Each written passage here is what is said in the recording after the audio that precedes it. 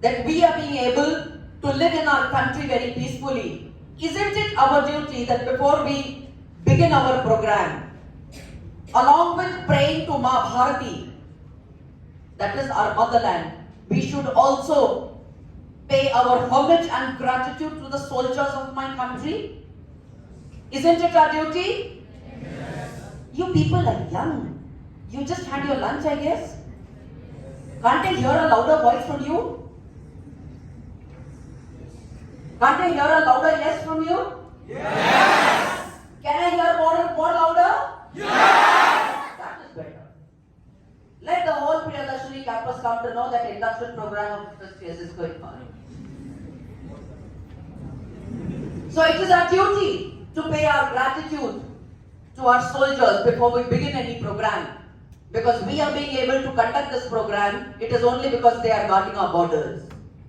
So to honor our soldiers and to pay our gratitude to them, I would like to say, Garjana ho aur ho hunkaratum, Vajra ho aur ho tankaratum, Dher sahas shakti ke aadharatum, अनगिनत आहूतियों की धार तुम प्रलय हो और तुम सुमृत पवन, राष्ट्र के प्रहरी तुम्हें शत नमन, राष्ट्र के प्रहरी तुम्हें शत नमन.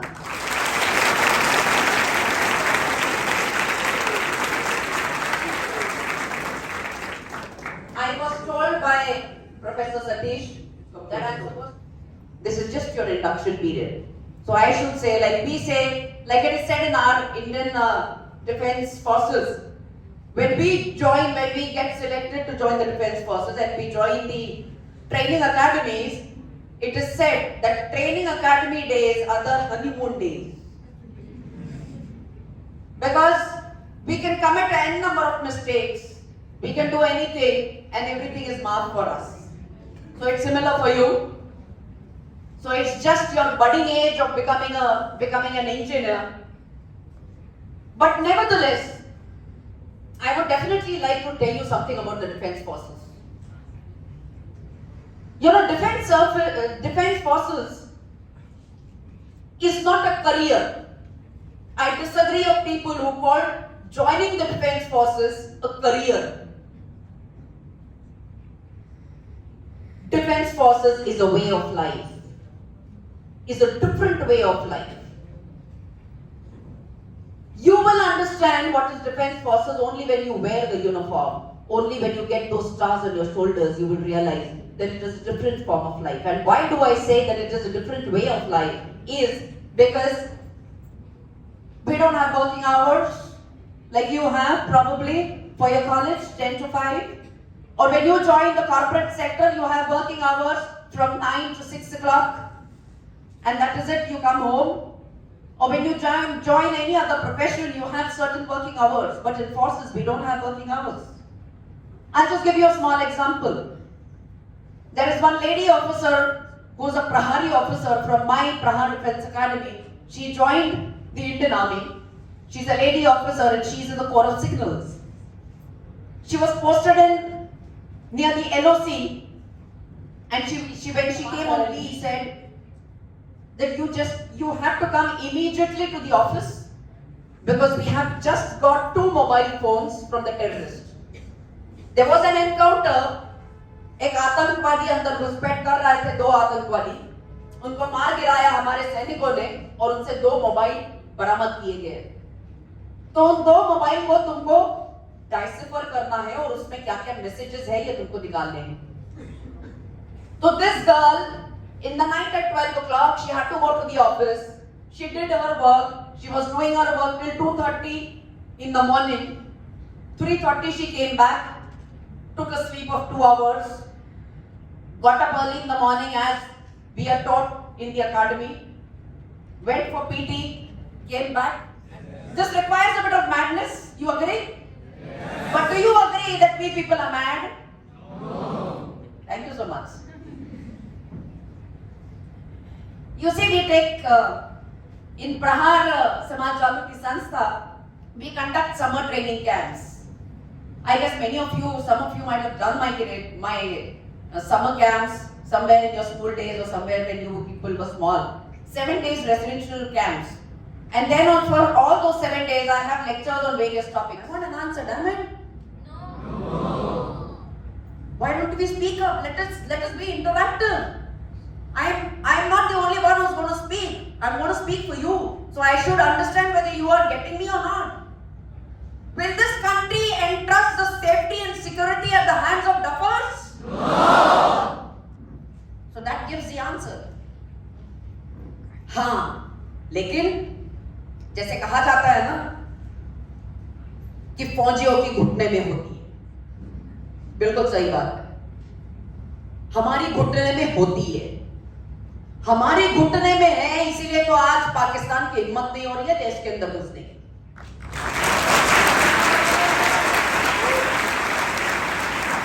हमारी घुटने में है, इसीलिए गलवान के बाद चाइना ने फिर से हिम्मत नहीं की है अपने से उठाने की।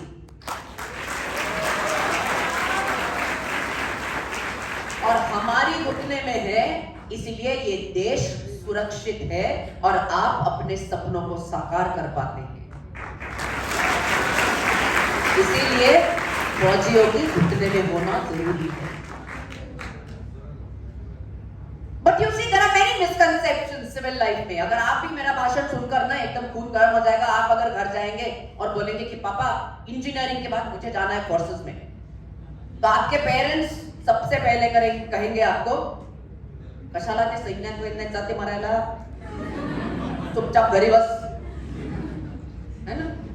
तो फौज में जाना मतलब मरने के लिए जाना। ये आमतौर पर मेरे समाज में ये अंडरस्टैंडिंग हो गया है हम लोग का, ये अंडरस्टैंडिंग हो गया है। लेकिन मुझे कुछ बातें बताइए आप कि फौज में, अकेडमी में हमें जो ट्रेनिंग मिलता है वो किस चीज के लिए मिलता है आपको लगता है?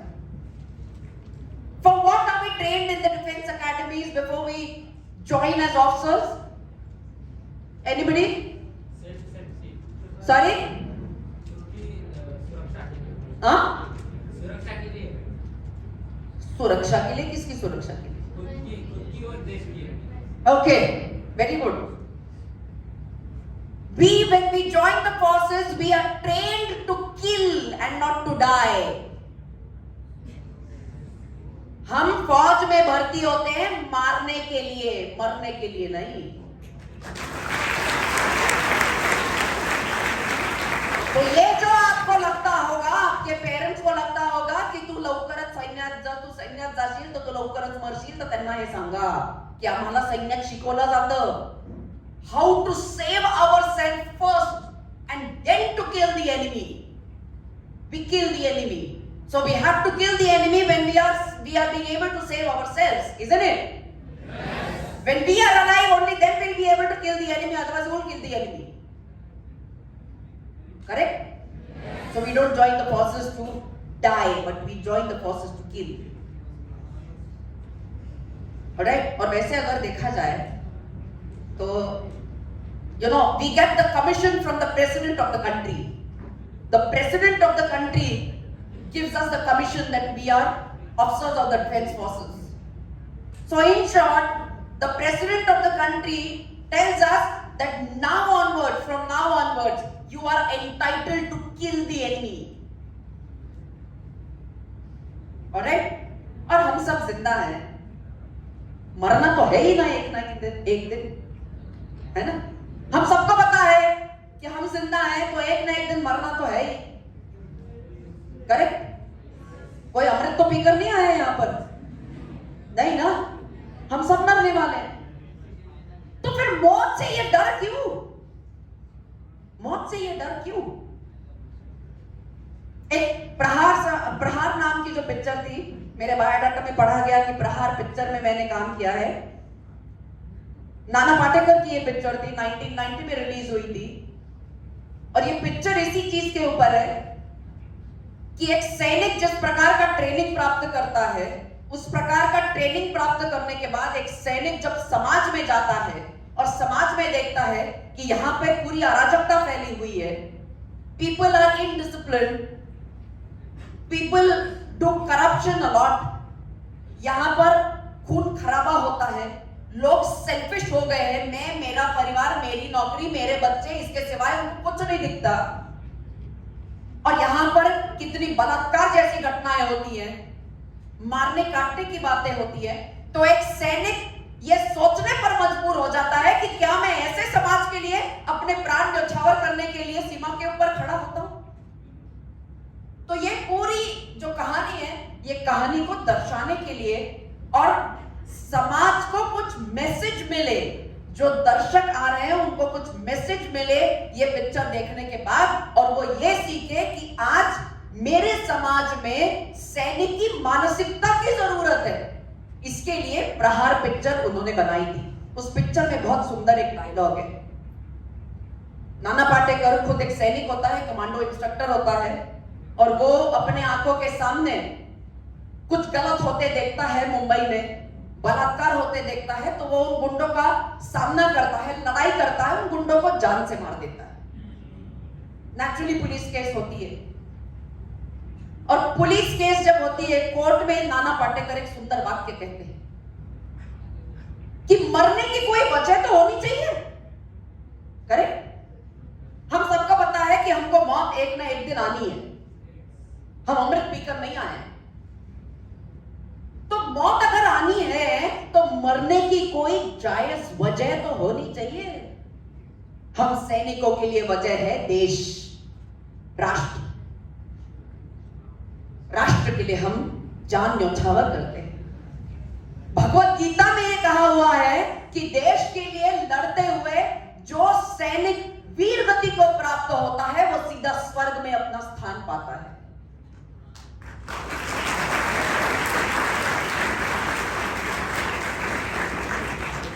ऑलराइट, आपको एक स्टडी बताती हूं। सेकेंड वर्ल्ड वॉर के बाद एक स्टडी किया गया था कि कितनी गोलियां युद्ध भूमि में चलती हैं और कितने सैनिक मरते हैं। आपको यह जानकर खुशी होगी और शायद आश्चर्य भी लगेगा। 1,27,000 गोलियां युद्ध भूमि में चलती हैं, तब जाके एक सैनिक मरता है। यह स्टडी और एवरेज किया गया था द्वितीय महायुद्ध के बाद। अब आप बोलेंगे कि द्वितीय महायुद्ध बहुत पुराना हो गया मैडम, अभी की बात करिए, तो चलिए अभी की बात करते हैं। Kargil war was the latest conventional war that a country had fought. I hope you know about the Kargil war. Yes. All right. Kargil war चला 70 दिन। 70 दिन में कितने गोले बरसे, कितनी गोलियां बरसी, लेकिन सिर्फ 527 जवान इनको वीर गति प्राप्त हुई। मौत से डर है ना आपको? मौत से डरते हैं आपके पेरेंट्स और आप? तो चलिए आपको एक फैक्ट बताती हूं and you will be shocked to here.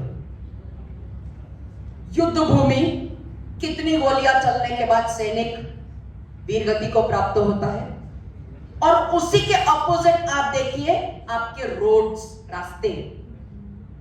ये मेरा वक्तव्य नहीं है, हमारे माननीय मंत्री श्री नितिन जी गडकरी का ये वक्तव्य है। पार्लियामेंट में उन्होंने कहा है कि मेरे देश में हर 4 मिनट में एक युवक की मौत होती है रोड एक्सीडेंट में। हर 4 मिनट में मेरे देश का एक युवक ये मर जाता है, मारा जाता है। अब बताइए मुझे, which is safer, your roads or battlefield? Can I hear it more louder? Thank you. और मौत की क्या किस्से आ रही है? आज उनकी तो कल हमारी बारी है। Let us face it.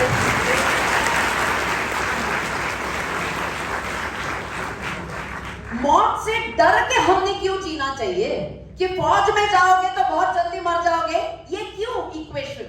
Why this equation? गाए जा मस्ती के तराने ठंडी आहें भरना क्या? गाए जो मस्ती के तराने ठंडी आहें भरना क्या?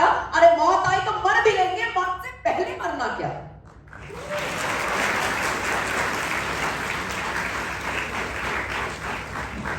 अगर आपका सपना है वर्दी पहनने का, अगर आपका सपना है कुछ अलग बनने का, कॉर्पोरेट सेक्टर में तो हर कोई जाता है यार। Every engineer joins a corporate sector, joins an MNC, and earns in millions. लेकिन क्या वो जिंदगी है कोई? आज आप न्यूज़पेपर्स में देखिए या मैगजीन्स में देखिए या गूगल पर देखिए आप, at the age of 30 you people have started developing spinal problems क्योंकि आप एक जगह पर बैठकर, कुर्सी पर बैठकर कंप्यूटर के ऊपर काम करते रहते हैं. लेकिन if you join the forces it will be a different way of life. You won't be sitting at one place for hours together. और भारतीय सेनाएं आपको कौन सा अवसर नहीं देती? आपको कोई स्पोर्ट अपना परस्यू करना है? We all know about Neeraj Chopra. Neeraj Chopra ये फौजी है और फौज ने देखिए इसे किस प्रकार से ट्रेनिंग दिया है. Why Neeraj Chopra? Look at colonel Rajyavardhan Rathore, a फौजी. He too had won a medal in the Olympic Games for shooting. आपको अगर किसी स्पोर्ट में जाना है तो फौज आपको वो सारी सहूलियत देगी जो आपको एक अच्छा स्पोर्ट्समैन बनाएगी. आपको अपनी हॉबी परस्यू करनी है, फोटोग्राफी अगर आपको करना है, पेंटिंग आपको करना है, तो फौज आपको उसके लिए भी अवसर देगी. आपको क्या नई चीजों की अवसर मिलता है फौज में? If you want to pursue any adventure activity, आपको स्काई डाइविंग करना है, स्कूबा डाइविंग करना है, आपको ट्रैकिंग करना है, माउंट एवरेस्ट क्लाइंब करना है. If you want to go through by a sailing for the world expedition, आपको वो भी अपॉर्चुनिटी मिलती है. I hope the girls know कि INS तारिणी ये एक शिप का नाम है which had an all women's crew, और ये एक अकेली ऐसी INS तारिणी ये शिप है which had an all women's crew which went entire around the entire world through sailing and which created a world record. और ये सारी जो लेडीज थी they were in the Indian Navy. तो इतने सारे अवसर अगर आपको भारतीय सेनाएं दे रही हैं तो why not take this as a way of life? And अगर आप कॉर्पोरेट सेक्टर ज्वाइन करते हो तो अगर आपको ट्रेकिंग करना है तो आप लाखों करोड़ों रुपए खर्चा करते हो ट्रेकिंग करने के लिए. आपको कोर्सेज करने पड़ते हैं. नेहरू इंस्टीट्यूट ऑफ माउंटेनियरिंग में, हिमालयन इंस्टीट्यूट ऑफ माउंटेनियरिंग में आपको कोर्सेज करने पड़ते हैं ट्रेकिंग के, माउंटेन क्लाइंबिंग के, और फिर आप ज्वाइन करते हैं किसी ट्रेकिंग एक्सपेडिशन में. आपको पैसा खर्चा करना पड़ता है. लेकिन यही चीजें अगर आप फौज ज्वाइन करें तो आपकी अगर इच्छा हो कोई एडवेंचर एक्टिविटी करने के लिए तो आपको फौज उसका अवसर देती है. What else to be born? What else to be born? Plus वो जज्बा, वो जुनून, वो औदा, that honor, that respect that you get in the forces is something outstanding. बहुत अलग दुनिया है ये. When you come to the society and when you tell somebody that you are a defense officer, look at the amount of respect that people give you. When others come to know that you are the person who's securing the borders of the country, look at the different view with which they respect you. That's something out of the world. तो अगर मौत का डर है तो वो निकाल दीजिए अपने दिमाग से. Yes, I would definitely say that you will have to come out of your comfort zone if you wish to join the forces. Comfort zone से बाहर आना पड़ेगा. हर 2.5 साल में फौज में बदली होती है. मतलब आप अगर अमृतसर में तैनात होंगे तो अगले 2.5 साल के बाद आपको भेजा जाएगा LOC के पास. उसके बाद 2.5 साल के बाद आपको मौका मिलेगा नॉर्थ ईस्ट में जाने का. मतलब आप देखिए कि आपको पूरा भारत भ्रमण करने का कितना सुंदर अवसर मिलता है फौज में. उसी को हम टूरिज्म कहते हैं और हम लाखों रुपए खर्चा करते हैं कि वो इलाके आपको देखने का अवसर मिलता है. लेकिन आपको आपके कंफर्ट जोन से बाहर आना चाहिए और आना पड़ेगा. और वैसे भी आप सब युवक हैं. You people are all young. You people all have young blood. That gushing young enthusiasm you have in you. And you have the urge of achieving something outside. So if you have the urge of achieving something, pursuing your passion, finding that energy, channelizing those thoughts of yours into something much greater, why not pursue your life as a defense officer? दूसरा सबसे बड़ा doubt parents को होता है, मेरा बच्चा बहुत होशियार है, उसको 12th में 96% मिले, 92, 93, 96, और इतना ज्यादा मैंने उसको इंटेलिजेंट बनाया है, तो वो क्या हाथ में बंदूक पकड़कर सीमा के ऊपर खड़ा होकर ठोठा करने के लिए थोड़ी। My child is very brilliant, he will join the IITs, he will go to the foreign countries, he will mint money there. वो फौज वाज नहीं। तो लेट मी टेल यू, अगर आपको लग रहा होगा कि फौज मतलब बहुत बैकवर्ड है as far as technology is concerned, you people are sadly mistaken. फौज में we want maximum engineers, and the reason is that the latest weapons that we are getting, the latest equipments that we are getting, they are all highly technical. To operate those weapons, to operate those equipments, we require technical minds and technical brains. Gone are those days when wars used to be fought with swords and bow and arrows. तलवारों और भाले से युद्ध लड़ने वाला जमाना गया। बस आजकल का जमाना जो है ना, that is of modern warfare. Today's world is of rocket warfare, missile warfare, nuclear warfare, biological warfare, chemical warfare, psychological warfare, electronic warfare, cyber warfare, information warfare, you name it, and that type of warfare is there. And we all are victims of biological warfare from 2020, isn't it? The Wuhan virus, what is it? It is nothing but a biological weapon that was released in the world by China. It was a virus which was leaked from the lab of Wuhan. And we had this 3 years of lockdown, this 3 years of backlog. And all these types of warfare are there. And India today, it is a matter of pride for our country that India today is the 4th country in the world to have entered into the space warfare. Today, we have the capability of fighting a war in the space. And soon, at the end of this decade, you are going to find a space war. It is going to come soon.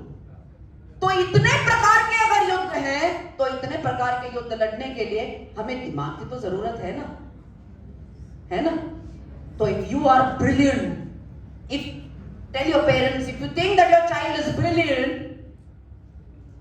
and if you think that your child is intelligent, his intelligence will be sharpened if he joins the forces. आपका intelligence will be put to great use. Today, there are many modern weapons which are used in the forces. Many modern weapons. I cannot name them due to security reasons. But we have entered into the era of not only drones, but as well as AI. And AI is becoming so very dangerous as far as humans are concerned and as far as art of warfare is concerned, that in future you are going to see much more lethal wars which are not going to be fought by guns. There's a very beautiful sentence said by Alvin Toffler. He's an author who's written the first wave, the second wave, the third wave, future shock. So his last book, there's a very wonderful sentence that he said. And he said this about the future wars. He says, future wars are not going to be brute wars. The future wars are going to be brain wars. Wars are going to be fought by brain. I'll give you an example of information warfare. किस प्रकार का information warfare हमें आज भी हम देखते हैं. We all know that Russia has attacked Ukraine. Okay. We all think that Russia is the bad country and Russia is a draconian country. I'm glad. I'm glad that you said no. But that is what the world thinks. Because the entire Western world is against Russia. That Russia is a powerful country and Russia attacked Ukraine, so that's wrong. Correct? Because we are being fed with the information that how Russia is doing injustice to Ukraine. Ukraine बेचारा है, Zelensky हर देश में जाकर बोल रहा है, हर देश में जाकर दुहाई कर रहा है मदद की कि मुझे वेपन्स दो, मेरे देश को हेल्प करो, सेनाएं भेजो अपनी रशिया के अगेंस्ट लड़ने के लिए. Zelensky has become a hero. I hope you know who Zelensky is. Yes. He's become a hero today. And why is it so? Because we are being fed with wrong information. We all don't know that Russia has been warning Ukraine since last 10 years. And Russia has been warning Ukraine not to join the NATO. You don't join the NATO because if you join the NATO, US will keep its weapons at the borders of Russia. And you tell me, which country will like that an enemy country has placed certain lethal weapons at its borders? Will India like it if Pakistan does it? No. बिल्कुल नहीं. अरे भाई वो तो छोड़ दो. Terrorist के launch pad हमारे सीमा के पास थे तो हमने सर्जिकल स्ट्राइक कर दिया, उनके लॉन्च पैड्स को नेस्तनाबूद कर दिया. पुलवामा उन्होंने हमारे देश में किया तो हमने पाकिस्तान के अंदर घुसकर उनको बालाकोट में मारा. तो क्या हम ये कभी पचा पाएंगे कि पाकिस्तान हमारे सीमा के पास एकदम लीथल मिसाइल्स वगैरह रख दे, प्लेस करे? कभी नहीं. अगर करेगा तो हम पाकिस्तान के ऊपर हमला कर देंगे. और पाकिस्तान का नामो निशान इस दुनिया से हमको 2 मिनट भी नहीं लगेगा मिटाने.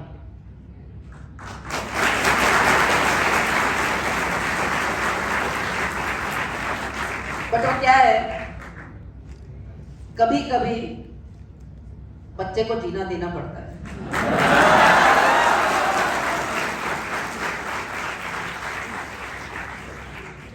So similarly, even Russia was warning Ukraine कि मत करो, लेकिन Zelensky wanted to become a hero for his country, so he finally decided that he'll join.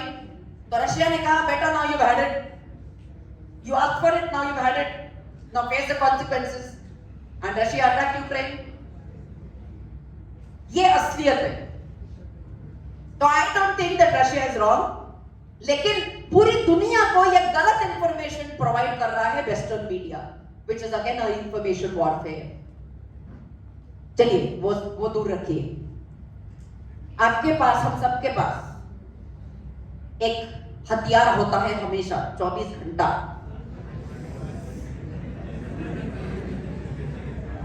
क्या है उस हथियार का नाम? हाँ, क्लैप फॉर योरसेल्व्स यार, वेरी इंटेलिजेंट पीपल बोला. And I call it a 6-inch weapon. So we all have a 6-inch weapon with us.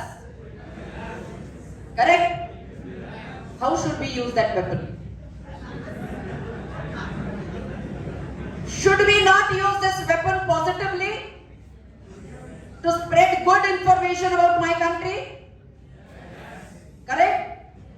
अच्छा एक चीज बताओ, हमारा जो देश की प्रतिज्ञा है, याद है? स्कूल में पढ़ते थे हम. स्कूल में बोलते थे सुबह सुबह प्रार्थना के बाद, प्रेयर के बाद. Remember? What's the first sentence? India is my country. है ना? Is it only my country? It is our country, no? तो लिखने वाला बेवकूफ था, तो उसने क्यों लिखा India is my country? Can I have silence from the behind? If you are not interested, better you can please stand up and go out. There's a soldier standing in front of you who is talking to you. Thank you so much. तो जो लिखने वाला था वो बेवकूफ है? नहीं ना? He's written India is my country. वो क्यों लिखा है? क्यों लिखा है? इंडिया सिर्फ मेरा देश थोड़ी है, हम सबका है ना. तो फिर गलत लिखा है क्या उसने? क्यों लिखा है इंडिया इज माई कंट्री? मेरा देश है ऐसा क्यों लिखा है? एनीबडी? कोई नहीं? अरे यार, यस, अपनापन मिलने के लिए, जैसे जो अपनी चीज रही थी अपने से बहुत प्यारी रही थी इसलिए। Good, give him a big hand. जब हम बोलते हैं कि ये मेरी चीज है, it gives you an ownership, correct? It gives you an ownership कि ये मेरी चीज है। क्या आप अपने घर में थूकते हैं जैसे रास्ते पर थूकते हैं? नहीं ना, थूकेंगे तो भाई पड़ेगी पीछे से, है ना? आप जैसे चीजों को कूड़ा कचरा समझकर रास्ते के ऊपर कचरा फेंकते हैं, क्या आप वैसे अपने घर में फेंकते हैं? क्यों? क्योंकि वो आपका घर है ना, वो मेरा घर है, मेरा घर है, मतलब मेरी ओनरशिप है उसमें। इसीलिए भारत मेरा देश है, इंडिया इज माई कंट्री, ये क्यों बोला गया है? ताकि आप इसको अपना घर समझो। फिर हम क्यों हमारे ही देश में थूकते हैं, कचरा फेंकते हैं, ट्रैफिक रूल्स ब्रेक करते हैं, टू व्हीलर के ऊपर 4-4 लोग बैठते हैं जबकि जगह सिर्फ 2 लोगों के लिए होती है, बगैर लाइसेंस के हम गाड़ियां चलाते हैं जबकि रूल है कि बगैर लाइसेंस के नहीं चलाना चाहिए। क्यों? क्योंकि आपका देश नहीं है। आपको आइडेंटिटी मिलती है as an Indian, understand this. आपको आइडेंटिटी मिलती है एज एन इंडियन। आप चाहे कितने भी विदेश में चले जाएं, इवन ऋषि सोनाक today he is called as an Indian. Why? Because his roots belong to India. His mother tongue is an Indian mother tongue. You are called Bharatiya, you are called an Indian. Don't forget this. So India is my country gives you an ownership. तो क्या आपने ये 6-inch weapon इसका इस्तेमाल इसलिए नहीं करना चाहिए कि आप अपने देश के बारे में, मेरे देश के बारे में मैं अच्छी चीजें फैलाऊं, ना कि गलत चीजें और ना कि बुरी चीजें? करनी चाहिए ना, है ना? अच्छी चीजों को फैलाने के लिए, कि आपको गलत इंफॉर्मेशन फैलाने के लिए करनी चाहिए या किसी को इंस्टिगेट करने के लिए फैलानी चाहिए? करेक्ट? आप लोग यंग हो, आप लोग सोच सकते हो, आपको भगवान ने ब्रेन्स दिए हैं और शायद इसीलिए आप इतने एलिट कॉलेज में हो जहां से आप उच्च शिक्षा के लिए आप आगे बढ़ोगे। तो when you are in such a good college, you have brains. Use your brains. Understand what message you are spreading to whom. To whom are you forwarding? ये मैसेज, गलत मैसेज अगर आपको आता है तो उसको फॉरवर्ड नहीं करना चाहिए। ये मेरा दायित्व मैंने समझना चाहिए as an Indian citizen, as a भारतीय, and this is my duty. इस चीज को आपने समझना चाहिए। इसी वेपन के द्वारा हम इंफॉर्मेशन वॉरफेयर के शिकार होते हैं। इसी वेपन के द्वारा गलत खबरें हमारे पास फैलती हैं। तो इंफॉर्मेशन वॉरफेयर का मैंने आपको एक एग्जांपल दिया, रशिया यूक्रेन वॉर और प्लस ये 6-inch weapon.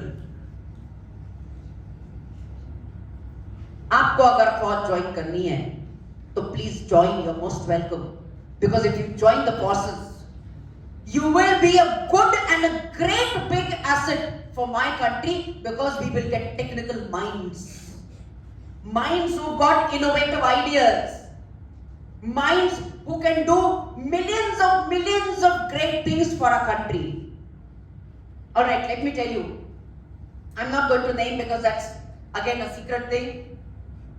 There is an officer and he belongs to Nagpur, and I know him very well, who has invented a revolver for the Indian Army, and he's a technical graduate, he's an engineer. तालियां बजाओ यार, इसको पता भी नहीं चला। तुम्हारे शहर का एक officer, he has invented revolver which is being used by the Indian Army, and you people are not happy for that? कल को just imagine if you join the forces and you invent a similar thing for you, and you are from Priyadarshini College and I come to give a lecture here and your own juniors don't clap for you, आपको कैसे लगेगा यार?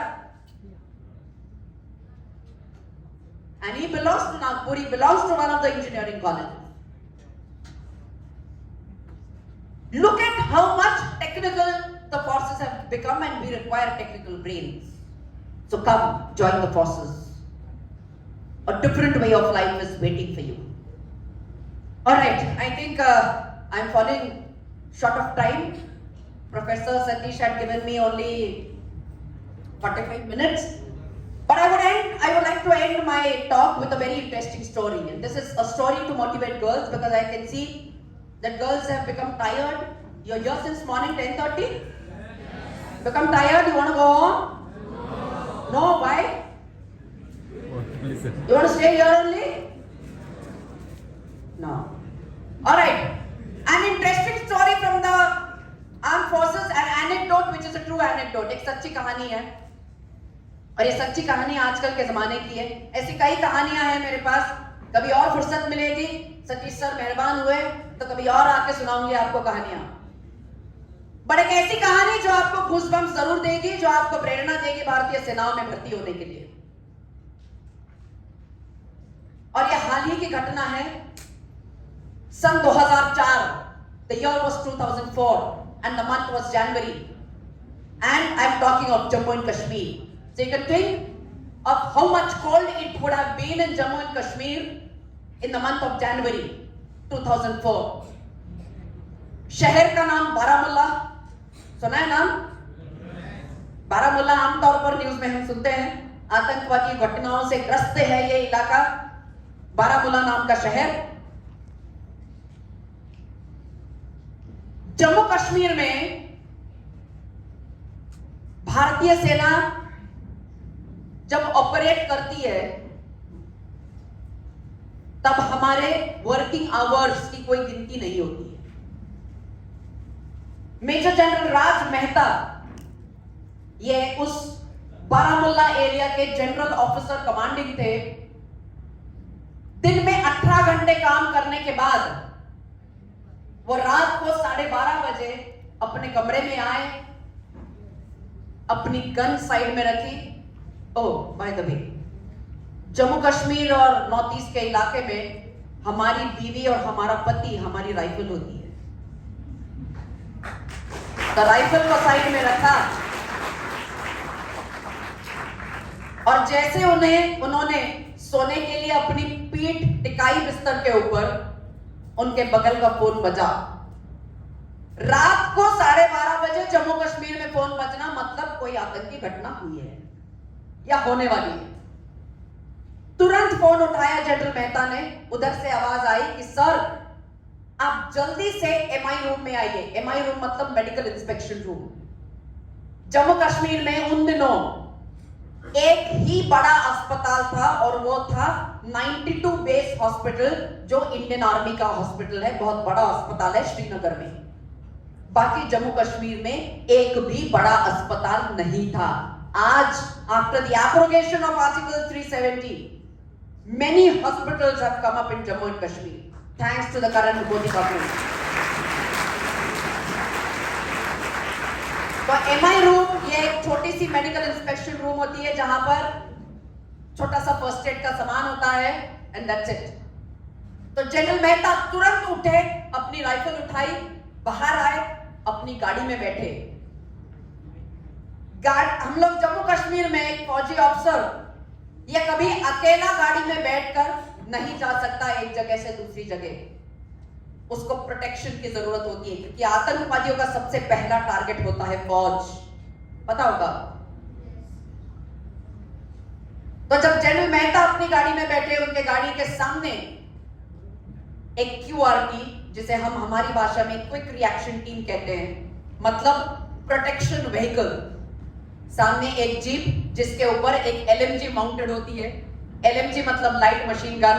एक सैनिक LMG लेकर खड़ा होता है, ready to shoot at any point of time. बीच में इनकी गाड़ी जनरल साहब की और पीछे और एक क्यूआरटी. ये ऐसा इनका ताफा निकल पड़ा एमआई रूम की तरफ। जैसे एमआई रूम पहुंचे, जनरल मेहता ने बहुत एक भयानक दृश्य देखा। उन्होंने देखा कि एक सैनिक ये लेटा था और कैप्टन देविका गुप्ता, ये भारतीय सेनाओं में कैप्टन है, डॉक्टर है, वो इस सैनिक के पेट के ऊपर स्टिचेस लगा रही थी। उसके हाथ कंधे तक खून से सने थे देविका के। जनरल मेहता ने पूछने के बाद जनरल मेहता को पता चला कि यह सैनिक रात को गश्त लगा रहा था एलओसी के पास। He was guarding the borders in the night at the LOC to see that you people sleep peacefully, huh?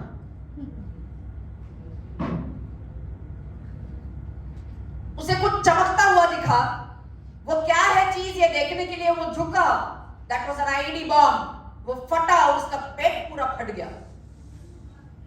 तो वो सैनिक को वैसे ही लाया गया एमआई रूम, लेकिन एक सैनिक का जज्बा देखिए, उसका जोश देखिए, उसका जुनून देखिए।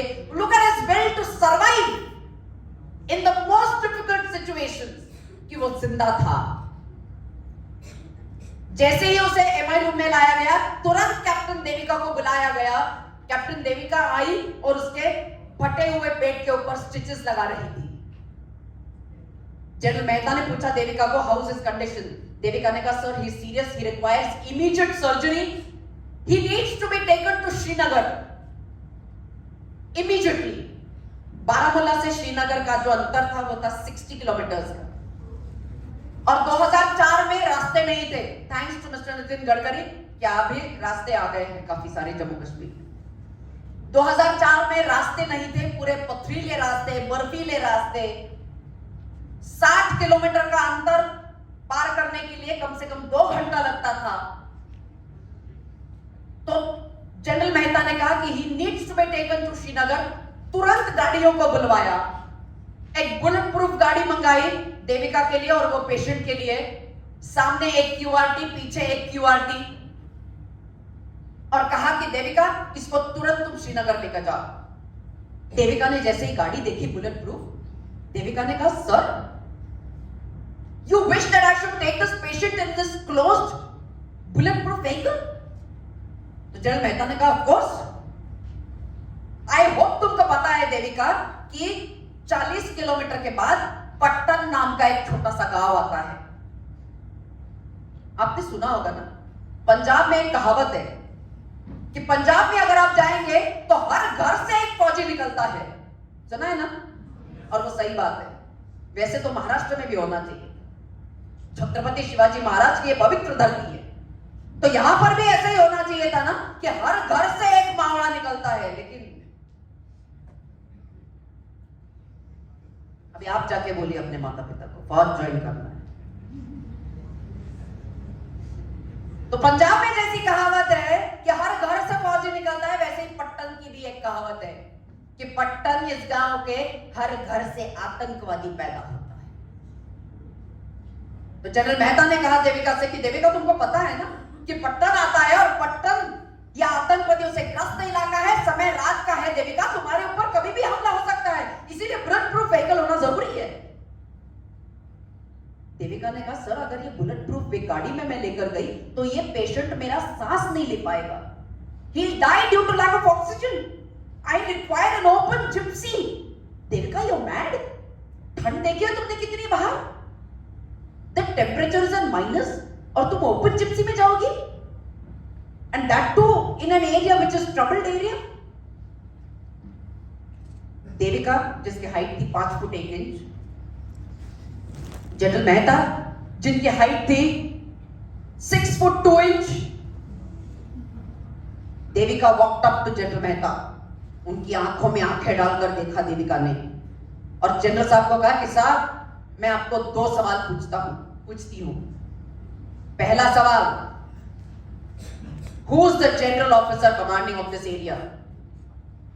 तो जनरल मेहता की छाती तन गई। He said, of course it's me. So second question, who is the doctor of this patient? Generals are intelligent.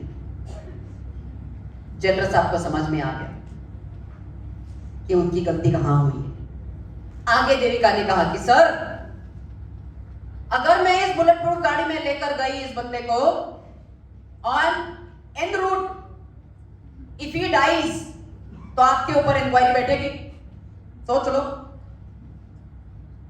और अगर मैं ओपन जिप्सी में इस बंदे को लेकर गई और भगवान ना करे मेरे ऊपर आतंकी हमला हो गया और मैं वीर गति को प्राप्त हो गई, तो मेरे पति को बहुत गर्व होगा मेरी शहादत पर, मेरी बहादुरी पर।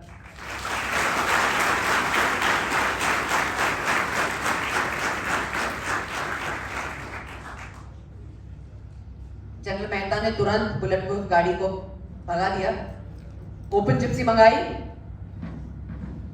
तालियां और भी बजानी है एंड में, एंड में, एंड में। अभी तो ये बस स्टार्टिंग ही था। ओपन जिप्सी मंगाई, ओपन जिप्सी में पेशेंट और देविका,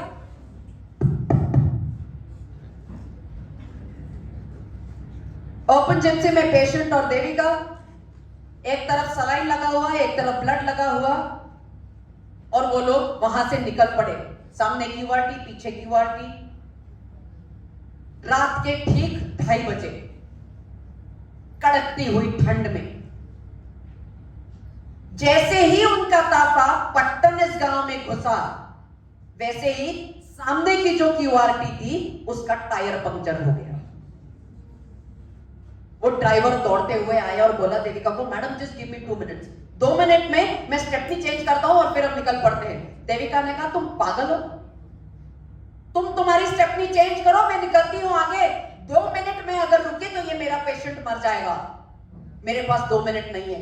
मैडम आप कैसे जा सकते हैं, आप पट्टन से गुजर रहे हैं, आतंकी कभी भी हमला कर देंगे। देविका ने कहा, जाको रखे साइया, मार सके ना कोई।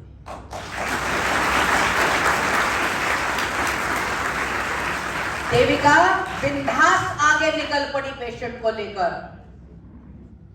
यहां पर जनरल मेहता का बीपी हाई होने लग गया।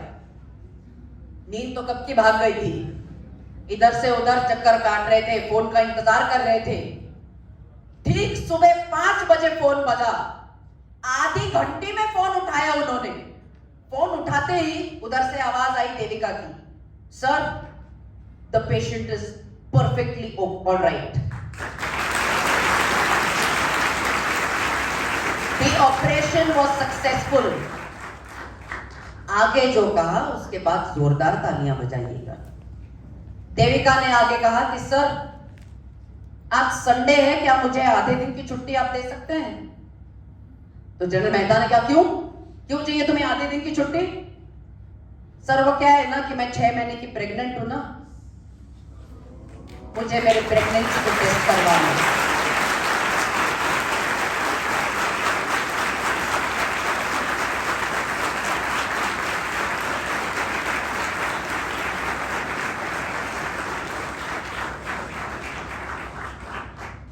इस शेरनी ने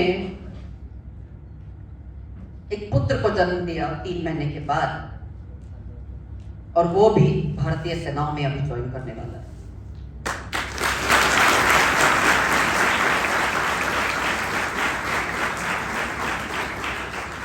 last but not the least, आप सब इस देश के मेरे युवक हो, मेरे बहादुर युवक, आप ही के ऊपर दायित्व है कि मेरे देश को आपने विश्व गुरु बनाना है। राष्ट्रभक्ति का पाठ पढ़ाने के लिए मैं आगे और कुछ नहीं कहूंगी, चंद 4 लाइनें हैं, उनसे मेरा भाषण समाप्त करना चाहूंगी। और इन लाइनों को याद रखिए, जब तक आपकी सांसें चलती हैं तब तक। अपनी फौलाद से हिम्मत को न सोने देना, किसी को नफरत के बीच न बोने देना। अपनी फौलाद से हिम्मत को न सोने देना, किसी को नफरत के बीच न होने देना।